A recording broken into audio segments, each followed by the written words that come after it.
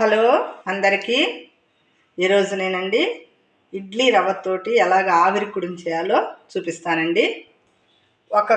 ఇదిగోండి, నేను నానబెట్టిన మినపప్పు, నానబెట్టిన ఇడ్లీ రవ్వ, బెల్లం, కొబ్బరి, సోడా ఉప్పు, యాలకులు, నూనె అండి. వీటికి కావాల్సిన ఇంగ్రీడియంట్స్ అండి.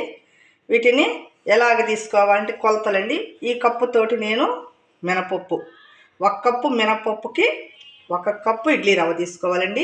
ఇదే కప్పుతోటి బెల్లం తీసుకోవాలి. కొంచెం ఎవరన్నా కొంచెం తీపిగా తినాలంటే కొంచెం వేసుకోవచ్చండి. బెల్లం అంటే అంత వాళ్ళైనా తినొచ్చండి. బెల్లం పిల్లలకి అందరికి మంచిదండి.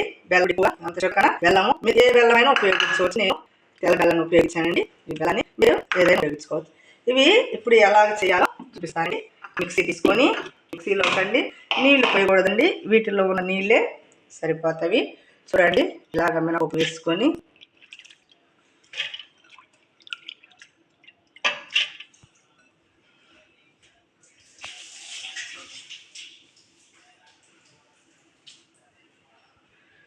చూడండి, ఇదిగోండి ఇలాగా మినపప్పు, వీటిల్లో ఉన్న నీళ్ళు ఇలాగా ఇడ్లీ రవ్వ కూడా 1 కప్పు మాత్రమే తీసుకోవాలండి. ఎక్కువ 1 కప్పు మినపప్పుకి 1 కప్పు మాత్రమే తీసుకోవాలి.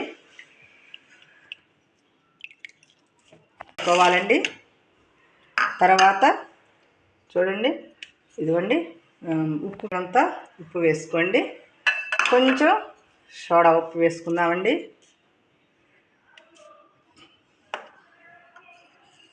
యాలకులు వేసుకుందామండి. యాలకులు వేసుకుంటే మంచి వాసన వస్తుంది. వీటిని బాగా మిక్సీ పడదామండి.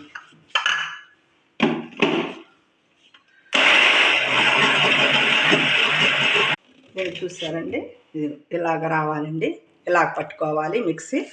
ఇలాగ పట్టుకుంటే దీన్ని ఆవిరి కుడుం చేసుకోవడానికి బాగుంటుందండి. ఇలాగా అన్నీ వేసుకొని నేను కేక్ పాత్రలో తీసుకున్నానండి.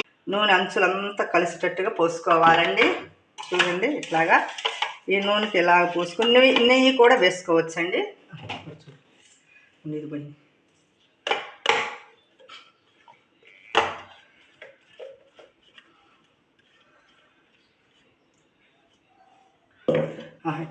ఇలాగ చుట్టూ ఇలాగ వేసుకోవాలండి. ఇలాగ వేసుకొని